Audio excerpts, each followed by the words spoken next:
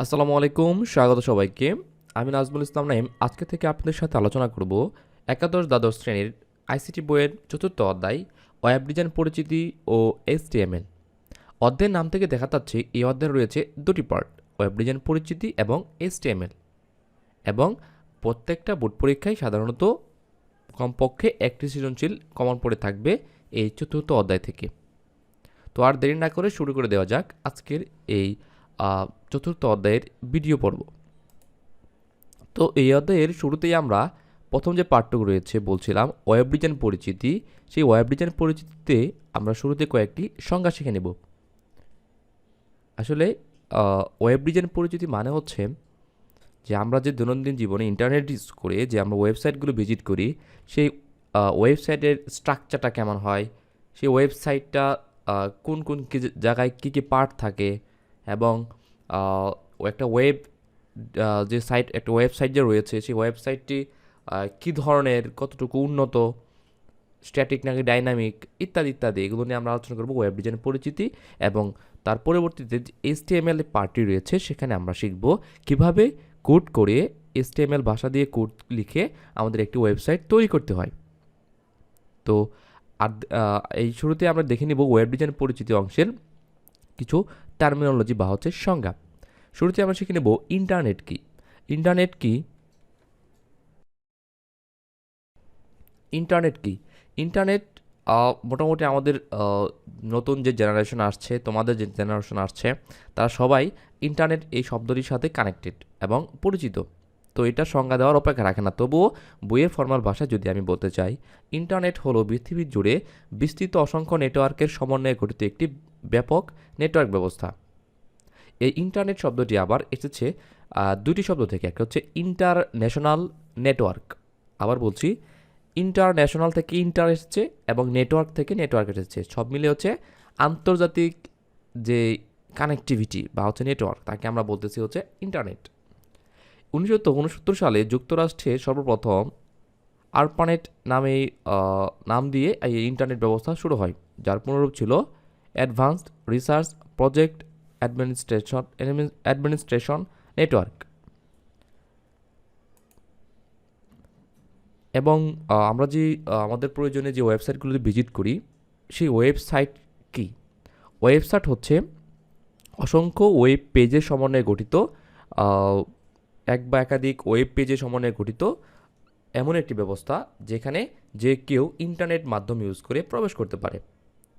আমি আবার বলছি, ওয়েবসাইট কি? ওয়েবসাইট হচ্ছে অসংখ্য ওয়েব পেজের সমষ্টি। এখন ওয়েব পেজ কি? ওয়েব পেজ হচ্ছে আমরা যখন ইন্টারনেট ইউজ করি, আমরা যখন যে কোনো একটা ওয়েবসাইটে প্রবেশ করি, যে ইন্ডিভিজুয়াল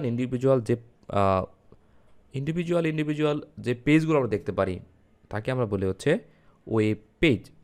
যেমন চিত্রের দিকে তাকিয়ে দেখো, আমাদের এইখানে রয়েছে একটি ওয়েব সাইটের একটা স্ট্রাকচার। এই সম্পূর্ণ স্ট্রাকচারটাকে আমরা বলছি একটা ওয়েবসাইট, এবং এই ওয়েবসাইটের ভিতরে অসংখ্য পেজ রয়েছে। যেমন আমরা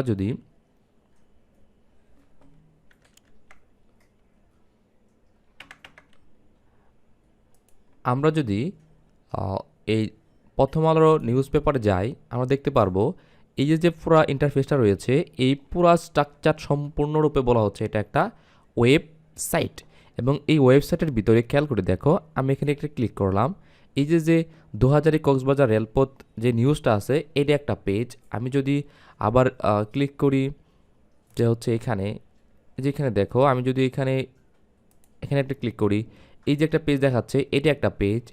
এরকমভাবেই অসংখ্য পেজের সমন্বয়ে গঠিত হচ্ছে আমাদের ওয়েবসাইট। এই প্রথমআলো.com সম্পূর্ণ একটা ওয়েবসাইট, এবং এর ভিতরে ক্লিক করলে যে আলাদা আলাদা ইন্টারফেসগুলো দেখা যায়, তাদেরকে আমরা বলতেছি একটা ওয়েব পেজ। তাহলে অসংখ্য ওয়েব পেজের সমন্বয়ে গঠিত হয় আমাদের ওয়েবসাইট। আশা করি সবাই ওয়েব পেজ এবং ওয়েবসাইট সম্পর্কে বুঝতে পেরেছো। এর চেয়েও সুন্দর একটা উদাহরণ হচ্ছে, ধরো তোমার খাতাটাকে আমরা বলেছি ওয়েবসাইট, এবং তোমার খাতার ভিতরে যে অসংখ্য পেজ রয়েছে আমরা এদেরকে বলেছি ওয়েব পেজ। তার মানে হচ্ছে অসংখ্য ওয়েব পেজের সমষ্টি হচ্ছে আমাদের ওয়েবসাইট। আশা করি সবাই বুঝতে পেরেছো। এখন এই যে আমরা ইন্টারনেট ইউজ করি, ওয়েবসাইট থেকে যে তথ্য ইনফরমেশন নিচ্ছি বা আপলোড করছি, এই যে প্রসেসটা, এই যে প্রসেসটা ইন্টারনেট ইউজ করে ওয়েবসাইট থেকে ডাটা দেখার যে প্রসেসটা একে আমরা বলতেছি ওয়েব বা হচ্ছে ডাব্লিউ ওয়ার্ল্ড ওয়াইড ওয়েব। এই ওয়ার্ল্ড ওয়াইডের জনক হচ্ছে টিম বার্নার্স-লি এবং উনি 1989 সালে এই শব্দটির প্রথম ব্যবহার করেন এবং মানে এই ওয়েবসাইট স্ট্রাকচারটাকে ব্যাখ্যা করেন। এই জন্য ওনাকে WWW বা WWW বা অনেকে বলে W3 এর জনক হিসেবে বিবেচনা করা হয়। আশা করি সবাই বুঝতে পেরেছ। এই পর্বে এখন আমরা দেখব সার্ভার এবং ক্লায়েন্ট। সার্ভার এবং ক্লায়েন্ট এই দুটি শব্দ আসলে দুটি ডিভাইসকে বোঝাচ্ছে। যেমন আমরা যে ওয়েবসাইটগুলো বানাবো HTML পার্টে গিয়ে সেই HTML পার্ট বা হচ্ছে ওয়েবসাইটগুলো কিন্তু আমার কম্পিউটারে থাকবে। এখন আমার কম্পিউটারে থাকলে সেটা কিন্তু আমি ছাড়া অন্য কেউ অ্যাক্সেস করতে পারবে না। এখন আমরা যে ওয়েবসাইটগুলো কিছু আগে দেখে আসছি prothomalo.com, সেটা কি আমার কম্পিউটারে রয়েছে? না, এটা আমার কম্পিউটারে নেই। এটা কেউ একজন বানিয়ে কোনো একটা জায়গাতে রেখে দিয়েছে, তার নাম হচ্ছে সার্ভার, এবং তুমি আমি যে কেউ চাইলে সেই সার্ভারে রিকোয়েস্ট করে সেই ওয়েবসাইটটি দেখতে পাচ্ছি। এখন দেখো prothomalo.com বা হচ্ছে যে ধরনের যে কোনো ওয়েবসাইট facebook.com, এই ধরনের যে যত ধরনের ওয়েবসাইট আছে সবই কোনো না কোনো সার্ভারে স্টক করে রাখা আছে। তো সেই সার্ভারে তুমি আমার যে কেউ কম্পিউটার বা ল্যাপটপ মোবাইল থেকে ইউজ করে সেখানে সার্ভারে হিট করি এবং সেই সার্ভার থেকে আমরা ডাটা দেখতে পারি। তার মানে হচ্ছে সার্ভার কাকে বলে? সার্ভার হলো এমন একটি কম্পিউটার যা অন্যান্য কম্পিউটারগুলো তথ্য সরবরাহ করে থাকে, এবং সার্ভার কখনো অফ হয় না। সার্ভার 24 আওয়ার আমাদের সার্ভিস দেয়, এবং সার্ভার হচ্ছে অনেক শক্তিশালী একটি কম্পিউটার। আশা করি সবাই বুঝতে পেরেছ। তাহলে আমাদের ওয়েবসাইটের সকল ইনফরমেশন অ্যাকচুয়ালি কোথায় থাকে? সার্ভারে থাকে। এবং সার্ভারের যারা ইউজ করে, যেমন হচ্ছে আমি বলছি যে এই যে সার্ভার আমরা দেখতে পাচ্ছি যে এখানে আমাদের prothomalo.com, facebook.com বা অন্যান্য সকল ওয়েবসাইট রাখা আছে। এখন তুমি যে তোমার ল্যাপটপ মোবাইল কম্পিউটার থেকে ইউজ করতেছি, আমাদেরকে বলা হচ্ছে ক্লায়েন্ট বা ক্লায়েন্ট কম্পিউটার। আশা করি সবাই সার্ভার এবং ক্লায়েন্ট সম্পর্কে ধারণা পেয়েছ। হোমপেজ। হোমপেজ কি? হোমপেজ হচ্ছে কোনো ওয়েবসাইটে প্রবেশ করলে সর্বপ্রথম যে পেজটি প্রদর্শিত হয় তাকে আমরা বলি হোমপেজ। যেমন এই যে prothomalo.com, আমি যদি প্রথম আলোর পেজে যাই, এই যে প্রথমে খেয়াল করে দেখো, এই যে প্রথম যে পেজটি দেখা যাচ্ছে একে আমরা বলেছি হোম পেজ। প্রথম যে কোনো একটা ওয়েবসাইটের প্রবেশ করে, যেমন হচ্ছে jagannews24.com যাই, এখানে দেখো প্রথম পেজটা যেটা দেখা যাচ্ছে ওয়েবসাইটে প্রবেশ করার পর তাকে আমরা বলতেছি home page. Web browser. Web browser কি?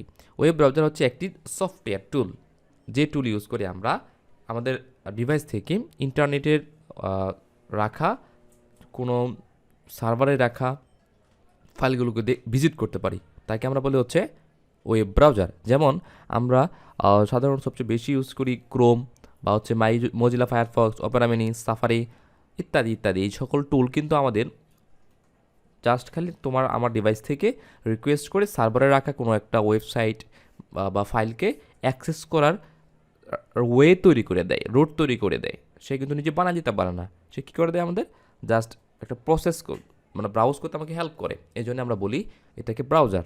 আশা করি সবাই হোম পেজ এবং ব্রাউজার এই শব্দ দুটির সাথে বুঝতে পেরেছ। এখন এসে আমরা দেখব সার্চ ইঞ্জিন কি। সার্চ ইঞ্জিন মানে হচ্ছে, খেয়াল করে দেখো, এই হচ্ছে আমাদের google.com। গুগলের প্রথম পেজে যাওয়ার পর এইখানে যে তোমাকে একটা ব্ল্যাঙ্ক দিয়েছে, এখানে তুমি ধরে লিখে সার্চ করবা যে হচ্ছে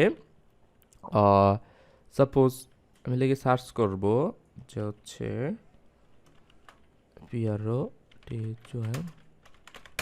প্রথম আলো লিখে সার্চ করব। এই দেখো প্রথম আলোর ওয়েবসাইট হচ্ছে এটি, কিন্তু আমি সার্চ করেছি কোথায়? গুগলে। দেখো আমি এখানে লিখে অন্যভাবে সার্চ করি যে হচ্ছে ঢাকা, তো ঢাকা সিটি চলে আসছে। অথবা আমি যদি গুগলে গিয়ে আবার সার্চ করি যে হচ্ছে ঢাকা ইউনিভার্সিটি, এই দেখো এটা সে ঢাকা ইউনিভার্সিটির ওয়েবসাইটটাকে আমাকে দেখাচ্ছে। এখন তার মানে কি দাঁড়ালো? তার মানে হচ্ছে যেই সকল অ্যাপ্লিকেশন বা টুল এক্স্যাক্টলি তোমাকে তোমার কিওয়ার্ড অনুসারে তুমি যে কিওয়ার্ডগুলো লিখবা সেই কিওয়ার্ড অনুসারে বিভিন্ন সার্ভারে যে ডাটাগুলো আছে সেখান থেকে যেখানে ম্যাচ হয় সেখান থেকে খুঁজে এনে তোমাকে দেখাবে। যেমন আমি আরেকবার লিখি আমেরিকা, এই দেখো আমেরিকার শব্দের সাথে কানেক্টেড যে টপিকগুলো রয়েছে বিভিন্ন সার্ভারে রাখা আছে।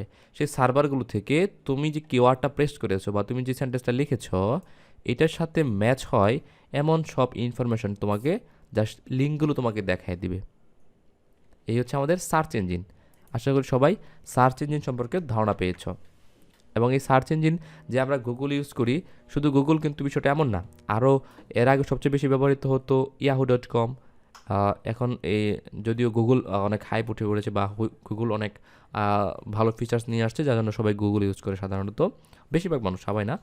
আবার ইয়াহু, বিং, আস্ক, duckduckgo.com ইত্যাদি অসংখ্য এরকম সার্চ ইঞ্জিন রয়েছে।